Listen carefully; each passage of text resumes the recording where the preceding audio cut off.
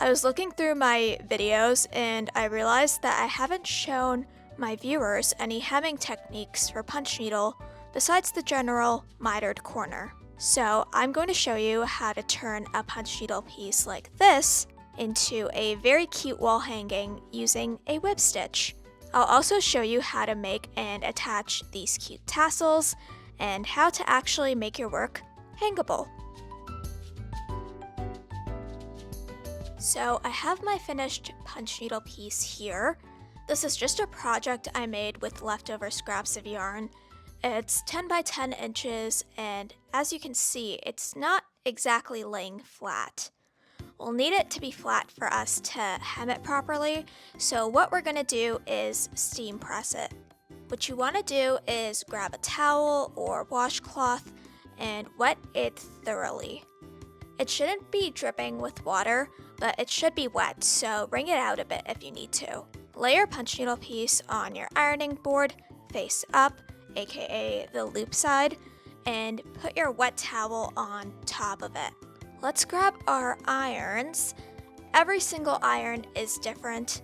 I set my iron to the wool setting, which is pretty high, and I don't use any steam because the water from our wet towel will create the steam for us. So starting at one corner, let's steam press.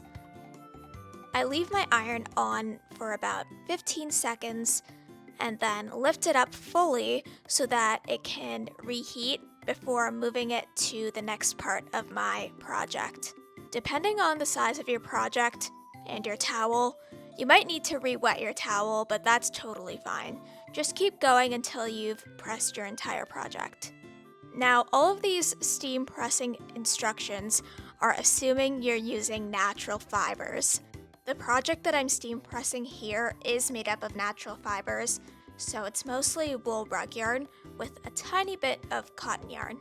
If you're punch needling something with synthetic fibers like polyester or acrylic, following these instructions will melt your project. So be very, very careful when attempting to steam press something with synthetic fibers. What I'd recommend is laying your punch needle piece face down, setting your iron at probably the lowest temperature possible, and pressing for only a few seconds at a time. Now that we're done steam pressing, I'm going to leave this to dry off before moving on to the next step. I'm not going to put my iron completely away just yet because we will need it again for a future step. So we've got our steam pressed dry punch needle project here, and now we can start hemming.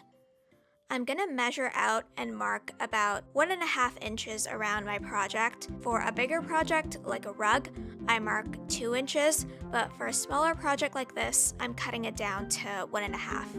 Since we're gonna do a whip stitch, you could go even smaller for this. There isn't really a set formula, but that's just what I do. I'm using an 8B pencil here to mark out my border, and I'll go over it afterwards with a black Sharpie. If you're gonna use a Sharpie or another permanent marker to mark out your hems, I recommend only using black because other colors tend to bleed. Hemming a square or rectangular project is super fun because you only need to measure once on each side. Once I have each side marked, I can just guide my pencil into the holes horizontally and vertically to have a straight, even border 1.5 inches all the way around. Now what we're gonna do is go to each of our corners and mark about 1/2 inch out and draw a diagonal line. Again, just like the sides, you might want to mark out more for a larger piece, like 3/4 inch, but just use your best judgment. Once we have all of our sides and corners marked out, we can cut them. Now, if you have tiny scraps of fabric left over, you can reduce textile waste by using them as stuffing for other projects, or depending on where you live, you can throw them in the compost bin.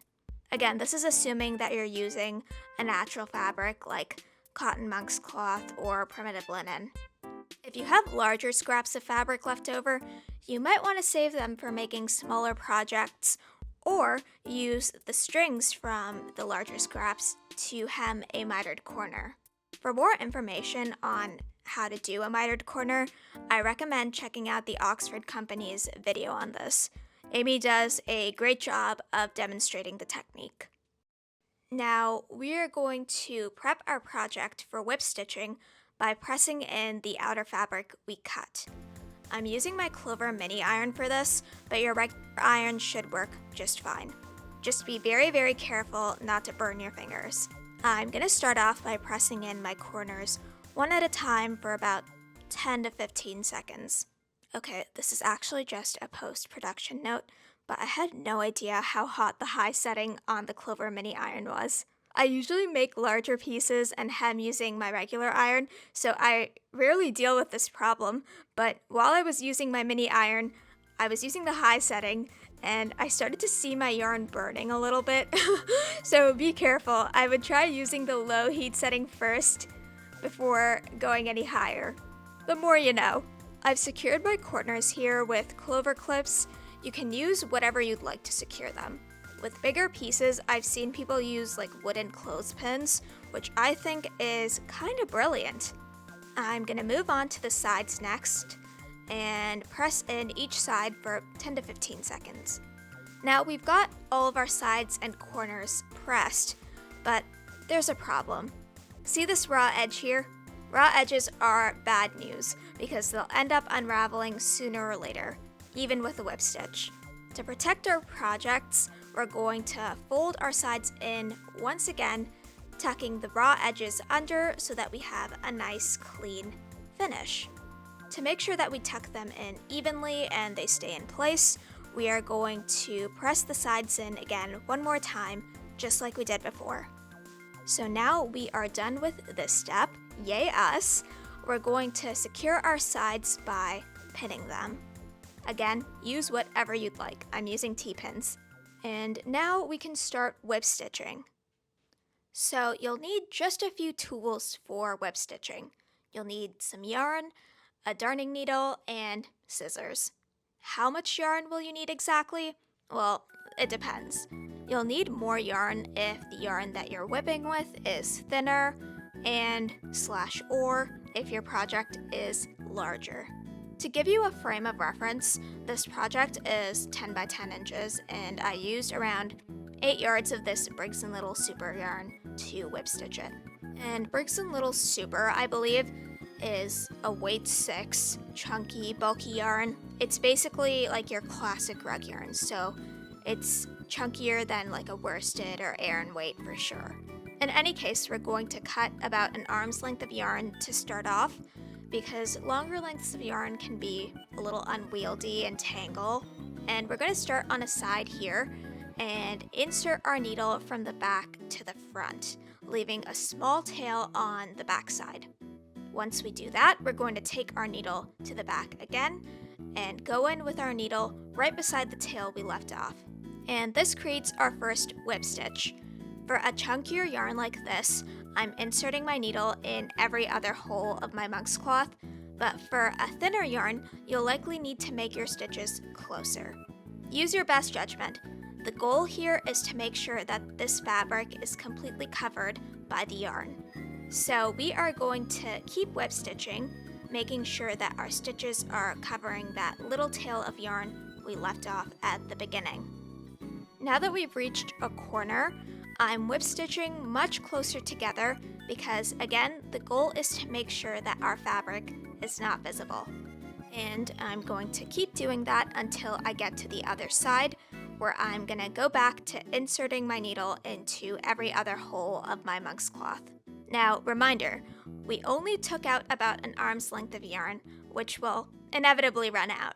Once you see that you're running out of yarn, leave a tail about 4 to 5 inches long on the front of your project, and using your needle, run it through the last few whip stitches that you made and cut off any excess yarn.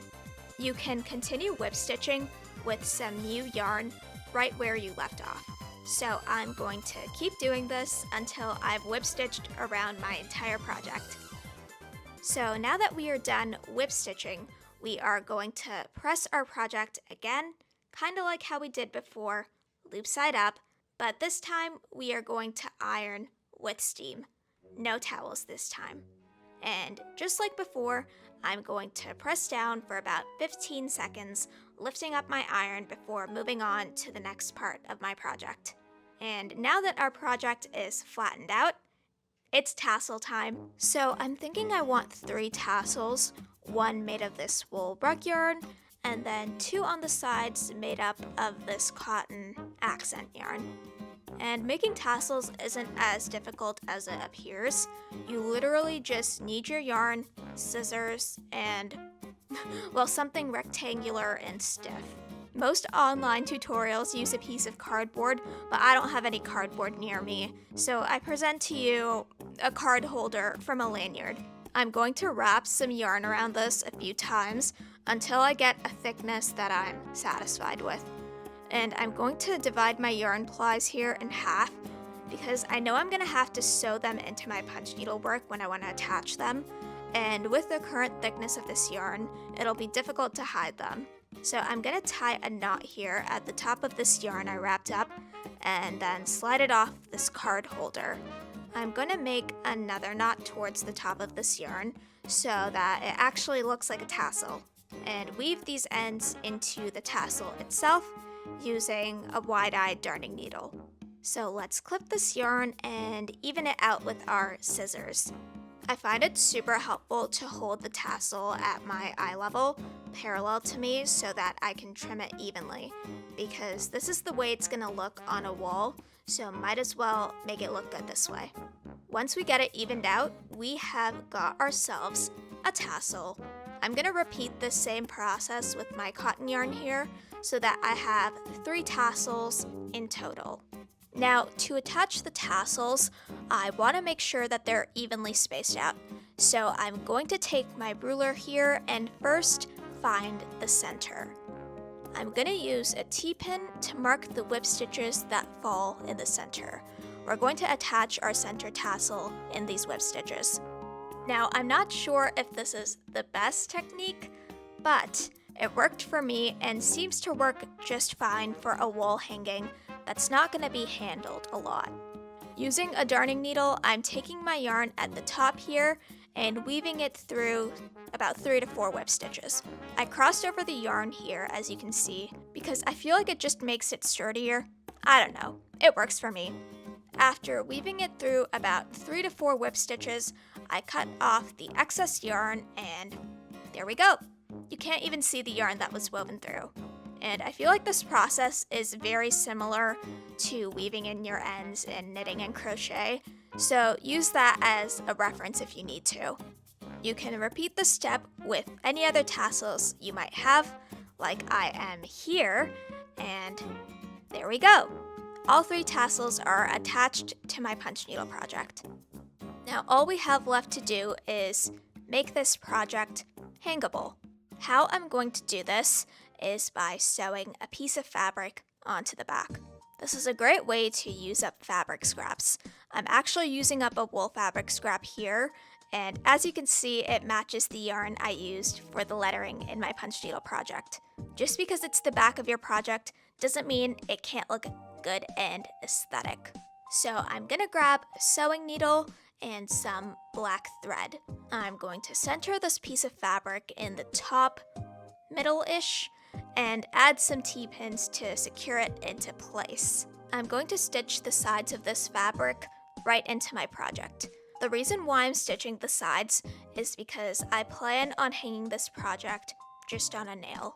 If you're going to use something like a dowel, you might want to make the amount of fabric that you use bigger and then stitch the long side so that you can just slide the dowel through.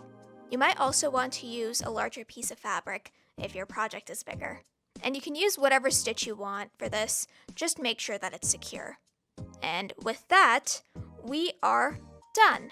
And here is my finished project, which is now a wall hanging that's actually being hung up on a wall.